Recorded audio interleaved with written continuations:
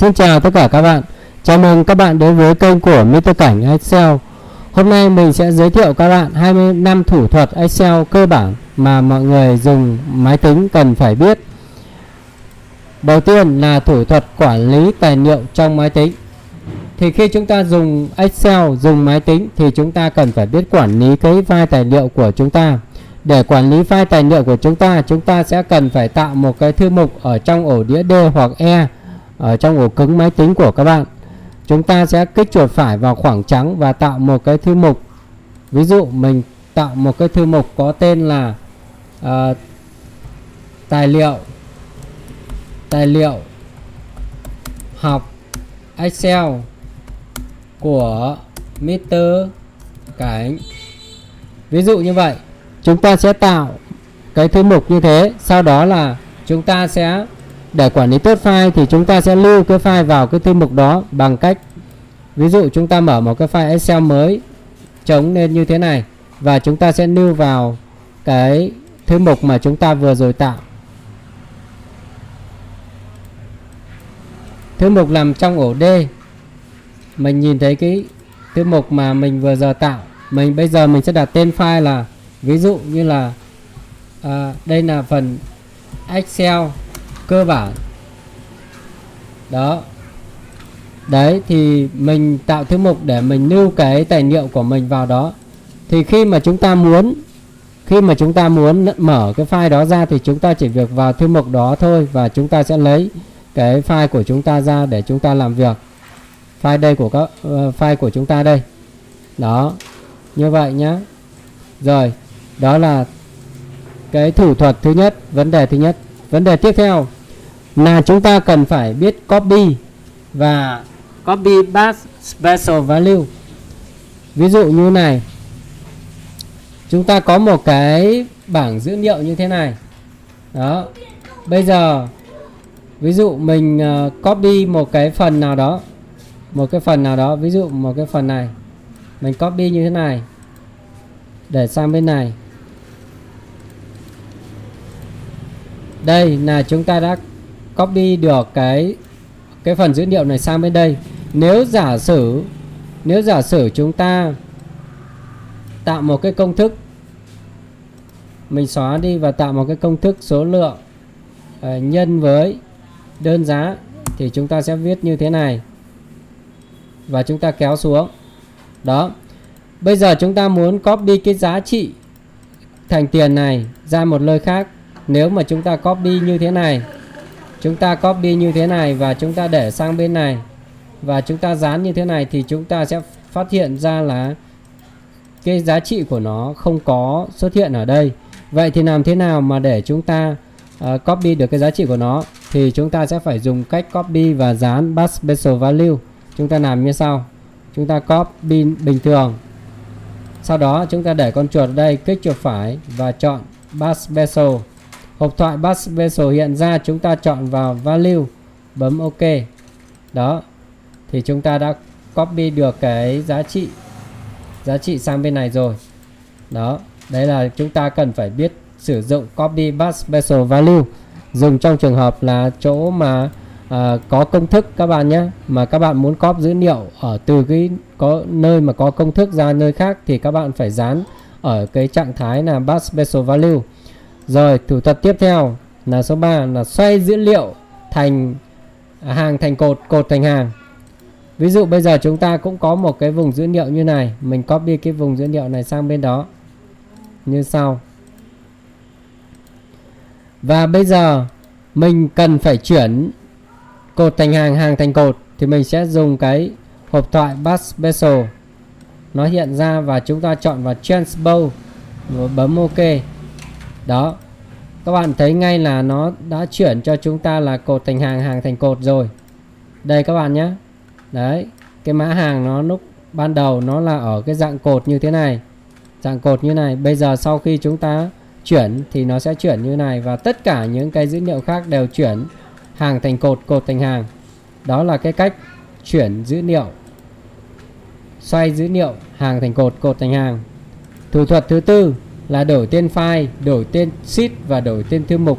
Để mà đổi tên file, đổi tên sheet, đổi tên thư mục thì cũng giống nhau. Ví dụ bây giờ mình muốn đổi cái tên cái file này. Đấy, ví dụ mình kích chuột phải này, muốn đổi tên thì các bạn kích chuột phải vào nó và các bạn chọn rename. Đấy, sau đó các bạn gõ tên. Ví dụ bây giờ mình gõ là Mr. Cảnh Excel. Mr. Cảnh như thế này, Excel. Đó. Cách đổi tên file, tên thư mục, tên file, tên thư mục, tên sheet, nó như vậy đấy. Đổi như vậy các bạn nhé. Chúng ta chuột phải vào nó và chọn rename rồi chúng ta gõ tên. Rồi tiếp theo thủ thuật số 6 là lấy lại file đã bị xóa. Ví dụ bây giờ chúng ta muốn trước khi mình muốn lấy lại file xóa, bây giờ mình dọn cái thùng rác của mình đi đã. Sau đó mình sẽ xóa file nhé, để các bạn sẽ nhìn thấy nó rõ hơn. Rồi bây giờ mình xóa, giả sử mình xóa một cái file nào đó. Ví dụ mình xóa một cái file này đi. Đấy, có file có cái tên là tiếng Anh cho trẻ em này. Đấy, mình kích chuột phải này, mình chọn delete nhé các bạn nhé. Đó, cái file này đang ở desktop nhé. Bây giờ mình xóa này thì mình ra kiểm tra thùng rác này. Đây, cái file đó đây các bạn nhé. Bây giờ mình muốn lấy lại cái file đấy thì làm như sau nhé. Chúng ta kích chuột phải vào nó và chọn restore các bạn nhé. Chuột phải chọn restore, chọn nó thì nó sẽ lập tức trở về nơi mà trước đó nó ra đi các bạn nhé.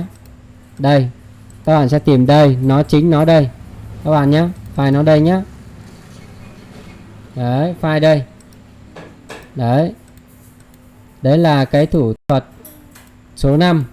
Thủ thuật số 6 là căn dữ liệu nằm trong một ô. Ví dụ như sau. Bây giờ mình gõ một cái chữ như thế này. Ví dụ như là Trần Văn Cảnh. Đó. Bây giờ các bạn quan sát này, mình phóng nó lớn lên. Thì cái chữ này nó không có nằm gọn trong một ô, mà nó đã bị thừa sang một ít so với cái ô bên cạnh. Vậy thì mình làm thế nào mà để cho cái chữ này nó nằm gọn trong một ô? Thì chúng ta sẽ làm như sau. Chúng ta sẽ chọn dữ liệu cái ô đó. Sau đó chúng ta sẽ tại vào cái thẻ home này. Các bạn bấm vào Wrap Text các bạn nhé. Bấm vào Wrap Text. Đó.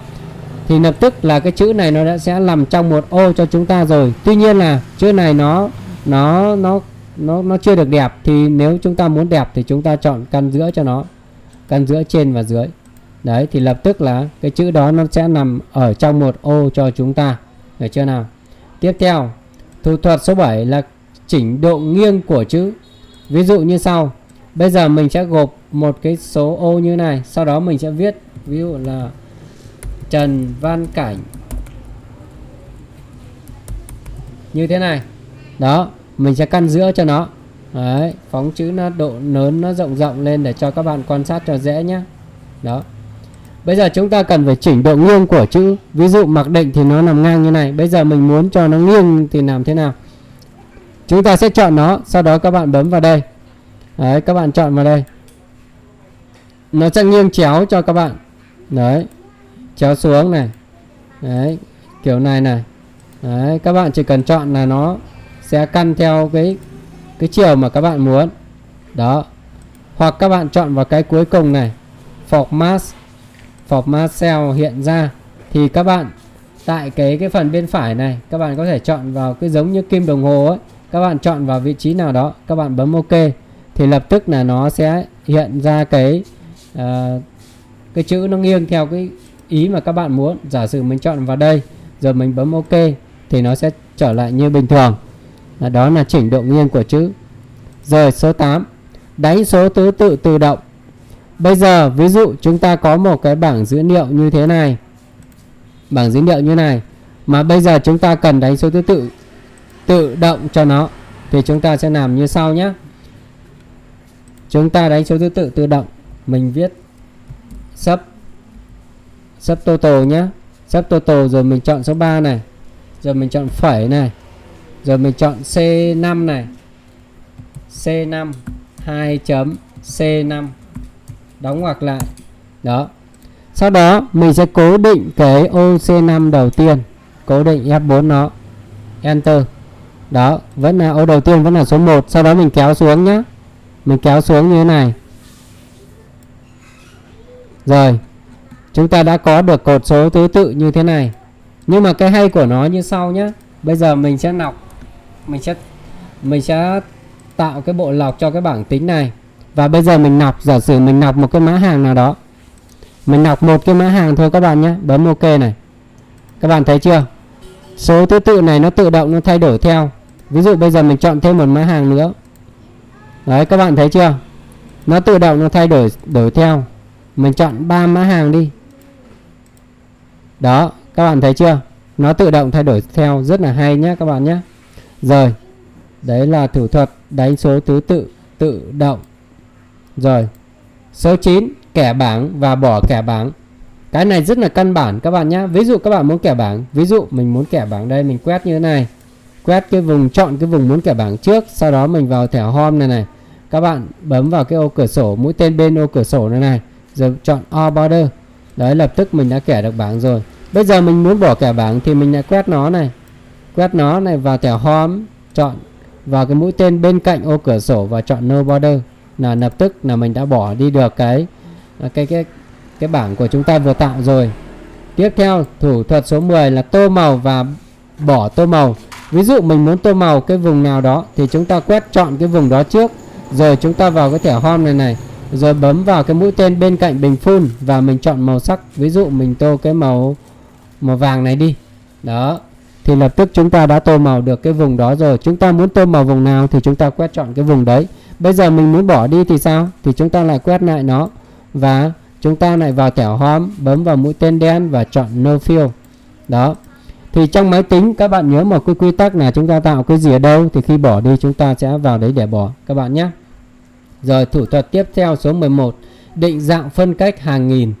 Rồi, ví dụ như thế này, mình viết chữ như này, viết những con số như này các bạn nhé.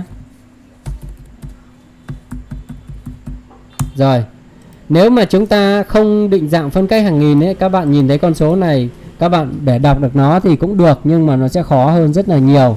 Vì vậy, với những con số các bạn mà những con số nó lớn từ 1000 trở lên ấy, là các bạn nên định dạng phân cách hàng nghìn nó để mục đích để dễ đọc các bạn nhé. Làm như sau, các bạn chọn những cái vùng mà chứa con số đấy, sau đó các bạn chọn cái thẻ Home này, các bạn bấm một cái dấu phẩy này. Đó, các bạn bỏ số không thừa này đi thì lập tức như thế này các bạn đọc được nó dễ dàng. Đấy là cái thủ thuật về định dạng phân cách hàng nghìn. Tiếp theo số 12, định dạng ngày tháng. Ví dụ bây giờ chúng ta viết là ví dụ ngày 15 tháng 8 năm 2021 như thế này. Đó, thì khi chúng ta nhập như thế này thì nếu là người Việt Nam thì có thể hiểu được ra là ngày 15 tháng 8 2021. Tuy nhiên là với người nước ngoài có thể họ sẽ không nghĩ như vậy. Đấy, nếu là 10 năm thì chắc là mình giả sử mình chọn ngày 10 đi. Ngày 10 đi các bạn nhé. Ngày 10 đi. Đó. Có thể người nước ngoài người ta sẽ hiểu rằng là ngày 8 tháng 10 2021. Có thể là như vậy. Vậy thì tránh cái tình huống người ta hiểu lầm hoặc người ta phân vân ấy, thì chúng ta lên định dạng nó. Bây giờ mình định dạng cho nó rõ ràng hơn như sau. Mình chọn number này, chọn đây này. Ví dụ bây giờ mình chọn ngày tháng năm như thế này. Ngày tháng năm như thế này, bấm OK. Thì chắc chắn người ta sẽ không còn nhầm được nữa. Đấy, chắc chắn đầu tiên là ngày và sau là giữa là tháng và cuối cùng là năm. Bởi vì sao này cuối cùng là năm? Bởi vì là năm thì bây giờ là năm 2021, tháng thì chắc chắn không có tháng 21 đâu, đúng không ạ? Và tháng thì nó đã có ở giữa rồi, thì chỉ còn là ngày thôi.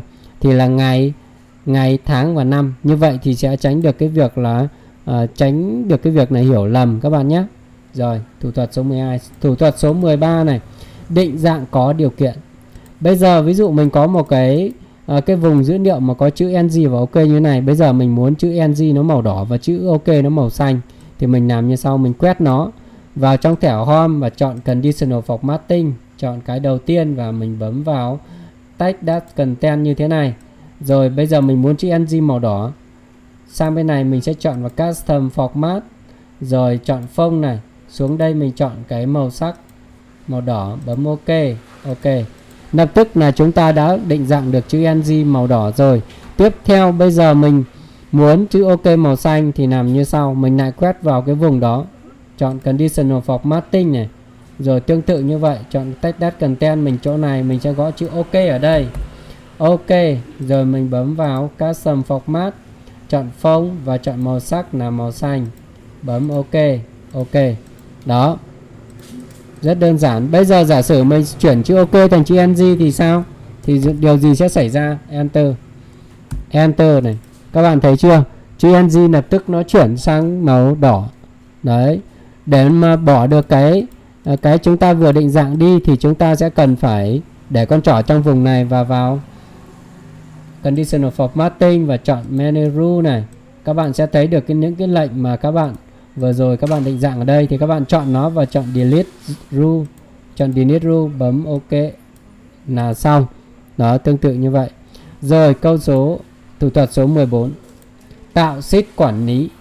Tạo sheet quản lý. Khi mà chúng ta có một file mà nó nhiều sheet thì chúng ta để cho nó dễ dàng quản lý được cái file tốt, file của chúng ta tốt, thì chúng ta có thể dùng chức năng Hyperlink. Ví dụ như sau, mình để ở chỗ này, mình kích chuột phải và chọn Hyperlink. Tại cái hộp thoại này nó hiện ra thì chúng ta chọn vào Place in this document, chọn nó. Ví dụ bây giờ mình chọn số 1 này, chọn số 1, bấm OK. Sheet có tên là số 1. Tương tự như vậy, mình chọn số 2 này, kích chuột phải này, chọn số 2 các bạn nhé. Số 2, tức là số 2 là tên sheet của chúng ta. Tương tự như vậy, chúng ta sẽ chọn số 3. Số 3. OK. Đó. Thì bây giờ chúng ta có thể bấm vào đây này, thì lập tức là cái sheet số 1 đó nó hiện. Đấy, sheet số 1 đó nó hiện. Bấm vào sheet số 2 này, lập tức sheet số 2 nó hiện. Đúng chưa? Đó, bấm vào sheet số 3 này, lập tức sheet số 3 nó hiện. Đó. Thì nếu mà chúng ta muốn quản lý theo các cái sheet trong file Excel của mình nó tốt thì các bạn có thể làm như vậy. Các bạn có thể viết chữ bình thường, sau đó các bạn là làm như vậy cũng được. Ví dụ như là bảng 1 đi. Đấy, bảng 1, bảng 2 này. Đó, ví dụ như thế. Bảng 1 mình kích vào nó, kích chuột phải chọn Hyperlink này, mình chọn số 1, ví dụ thế. Enter. OK. Đó, bây giờ mình mở lên nhé. Đó, các bạn thấy chưa? Lập tức là cái sheet có cái chữ số 1 nó hiện lên. Tương tự như thế bảng 2 thì chúng ta kích chuột phải chọn Hyperlink này, chọn bảng 2 này, OK này. Rồi chúng ta bấm vào bảng 2 này, lập tức bảng 2 nó hiện lên. Đó. Đấy là cách thủ thuật số 14. Bây giờ số 15 là thêm file Excel vào bảng tính. Ví dụ bây giờ chúng ta có một bảng tính như thế này mà chúng ta muốn thêm một cái file Excel khác vào đây thì chúng ta làm như sau nhé. Các bạn vào Insert này, và Insert, sau đó chúng ta tìm đến cái phần mục Object ở phía cuối này. Object, chúng ta bấm vào nó. Hộp thoại Object nó hiện ra, các bạn chọn Create from File, các bạn chọn Browse này. Sau đó các bạn chọn một cái file nào đấy, ví dụ mình chọn một cái file Excel cơ bản này đi. Đó, xong mình bấm Insert. Sau đó mình tích vào Link to File và Display as Icon. Đấy, mình tích chọn hai cái này các bạn nhé. Rồi các bạn bấm OK này. Đó, thì lập tức là cái file này nó đã được đính kèm vào cái file của chúng ta. Khi chúng ta gửi cho người khác thì chúng ta gửi cả cái file đó đi thì người khác có thể mở được cái file này. Bây giờ mình bấm vào cái file này và mình mở lên thì lập tức cái file này nó đã mở lên rồi, các bạn thấy không? Đó. Đấy là thủ thuật số 15. Thủ thuật số 16. Tạo danh sách tùy chọn. Data Validation. Tạo danh sách tùy chọn. Ví dụ như sau. Bây giờ mình muốn một cái vùng này mà nó có một cái, tạo một cái danh sách tùy chọn. Giả sử mình tô màu đây cho các bạn dễ nhìn nhé. Mình tô màu này. Bây giờ mình tạo một cái danh sách tùy chọn cho cái vùng màu vàng này như sau nhé. Mình sẽ quét nó này. Mình bấm vào Data này, chọn Data Validation này, chọn Data Validation nhé. Rồi tại cái mục này chúng ta chọn List, chọn List. Rồi xuống dưới này chúng ta, ví dụ bây giờ mình sang cái danh sách này, bây giờ mình sẽ chọn ví dụ một vài cái mã nào đó, vài cái mã này. Rồi mình bấm OK này. Thì lập tức chúng ta bây giờ chỗ này nó sẽ lập tức nó sẽ có hiện một cái danh sách tùy chọn cho chúng ta. Chúng ta chỉ việc chọn nó thôi. Đó. Rất hay đúng không các bạn? Đấy. Có nhiều trường hợp mà mã mà chúng ta không được nhập, nếu nhập nó có thể là bị nhầm, cho nên chúng ta phải tạo một cái danh sách tùy chọn thì chúng ta có thể làm như vậy. Rồi, số 17 này. Tạo ghi chú. Bây giờ nếu chúng ta muốn tạo ghi chú thì chúng ta sẽ làm như sau này.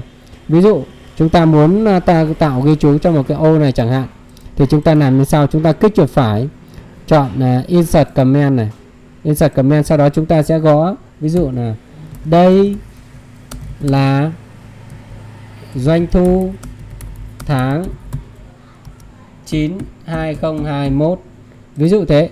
Thì chúng ta đã ghi chú được cái nội dung, giải thích cho cái nội dung của tại cái ô mà chúng ta ghi chú đấy rồi. Đó, đấy là cách tạo ghi chú các bạn nhé. Rồi số 18 là thêm ảnh vào ghi chú. Thêm ảnh vào ghi chú. Ví dụ bây giờ vừa rồi mình có ghi chú ở đây rồi đúng không ạ? Thế bây giờ mình thêm ảnh vào ghi chú thì như sau nhé. Thêm ảnh ghi chú, bây giờ mình tạo một ghi chú trước, sau đó mình mới thêm ảnh được nhé. Insert comment này 1 2 3 ví dụ thế. Đấy, mình ghi chú cái gì đó. Sau đó bây giờ mình thêm cái ảnh vào ghi chú thì mình làm như sau này. Chúng ta kích chuột phải, chọn edit comment này. Đấy, xong bắt đầu chúng ta bấm vào cái cạnh của cái hộp thoại ghi chú đó, bấm vào cái cạnh đó, kích chuột phải, chọn format comment. Format comment. Sau đó tại cái phần color and line này, các bạn sẽ chọn vào color này. Xuống phía dưới chọn là fill effect, chọn fill effect. Rồi sang cái hộp thoại bên này chúng ta chọn vào picture. Sau đó chúng ta sẽ chọn một cái ảnh nào đó. Ví dụ mình chọn một cái ảnh từ đây, ảnh cô gái này đi. Mình chọn một cái ảnh của cô gái này, xong mình insert này. Đấy, sau đó mình tích vào cái phần lock picture aspect ratio, bấm vào nó các bạn nhé, để cho nó vừa. Rồi bấm ok này. Ok này. Đó, thì lập tức ấy là chúng ta đã thêm được cái ảnh vào ghi chú đó rồi. Chúng ta có thể kéo nó dài ra như này. Đấy, để cho nhìn cho nó cân đối. Ví dụ như những bạn nào mà làm nhân sự ấy, thì có thể thêm cái ảnh 3x4 vào cái tên của người lao động. Thì chúng ta có thể là khi mà chúng ta kích vào cái họ tên của người lao động, chúng ta có thể nhìn được cái ảnh của người lao động luôn. Đó. Rồi, đó là thủ thuật số 18. Số 19 là xóa ghi chú. Bây giờ chúng ta đã có ghi chú rồi thì chúng ta muốn xóa đi thì chúng ta làm như thế nào? Đấy, thì chúng ta đơn giản lắm, chúng ta kích chuột phải vào nó và chọn delete comment. Là lập tức cái phần ghi chú chúng ta đã mất rồi. Được chưa? Số 20 này, bỏ đường kẻ trong Excel. Khi mà chúng ta mở một cái file Excel mặc định lên thì các bạn sẽ nhìn thấy có những cái đường kẻ nền như thế này. Vậy thì làm thế nào mà để chúng ta bỏ nó đi thì chúng ta sẽ làm như sau nhé. Tại cái thẻ view trên này, tại cái tab view này, các bạn tích vào, bỏ tích cái phần go line này đi, bỏ tích nó đi. Các bạn thấy chưa? Lập tức là nó sẽ mất những cái đường kẻ này của chúng ta rồi. Đôi khi chúng ta làm báo cáo sau đó chúng ta bỏ nó đi thì nhìn nó sẽ đẹp báo cáo của chúng ta hơn. Đó, nếu mà chúng ta tích vào thì nó sẽ hiện. Đó, các bạn hiểu chưa? Đó, bỏ tích đi. Rồi tiếp 21 này, ẩn sheet. Ẩn sheet, ví dụ bây giờ chúng ta muốn ẩn sheet thì chúng ta làm như sau. Ví dụ chúng ta muốn ẩn sheet số 20 này đi, chúng ta kích chuột phải vào nó, kích chuột phải, xong bắt đầu chúng ta chọn 2. Chọn 2. Đó. Là chúng ta đã ẩn ở cái sheet 20. Bây giờ chúng ta muốn bỏ ẩn đi thì chúng ta kích vào một cái sheet bất kỳ, chọn ân 2 và chúng ta chọn cái tên sheet mà chúng ta muốn hiện, bấm ok. Đó, đấy là ẩn sheet các bạn nhé. Tiếp theo 22, hiện sheet thì chúng ta làm như vậy, làm như vừa rồi mình làm. 23 này, căn chữ nằm giữa vùng chọn. Căn chữ nằm giữa vùng chọn. Bây giờ nhé, ví dụ mình có cái chữ tệ như thế này, bây giờ mình muốn cái chữ này nó nằm trong cái khoảng chỗ này cơ. Cái chữ này là nó được nó nhập trong cái ô C14 các bạn nhé. C14, chữ này nằm C14, nhưng bây giờ mình muốn cái chữ này nó lại ra đây cơ, chữ này không hiện ở đây thì làm thế nào? Ví dụ bây giờ mình tô màu một cái vùng này nhá.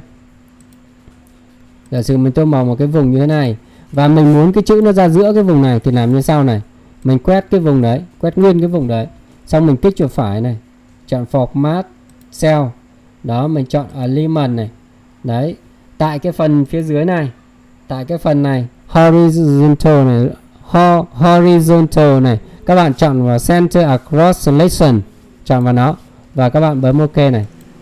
Đó, thì lập tức là cái chữ này nó ra cái vùng này, mặc dù cái chữ này nó nằm ở cái ô này cơ các bạn nhé, nhưng mà nó lại hiện ở cái nơi này.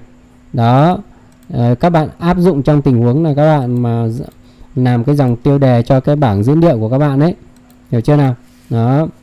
Rồi, số 24 này, lọc bỏ trùng lặp dữ liệu. Bây giờ mình có một cái danh sách mã như thế này. Bây giờ để mình tìm ra là thực chất nó có bao nhiêu mã thì chúng ta sẽ lọc bỏ những cái mã trùng lặp đi như sau. chúng ta sẽ chọn toàn bộ cái mã này này, Ctrl Shift này.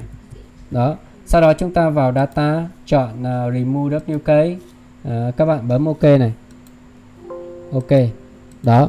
Thì lập tức là chúng ta đã loại bỏ được những mã trùng lặp rồi. Thì bây giờ nó chỉ còn mỗi mã nó chỉ một lần duy nhất thôi. Đó. Số 25 cuối cùng là phân biệt số và chuỗi trong Excel. Phân biệt số và chuỗi trong Excel các bạn nhé. Bây giờ ví dụ như thế này, mình viết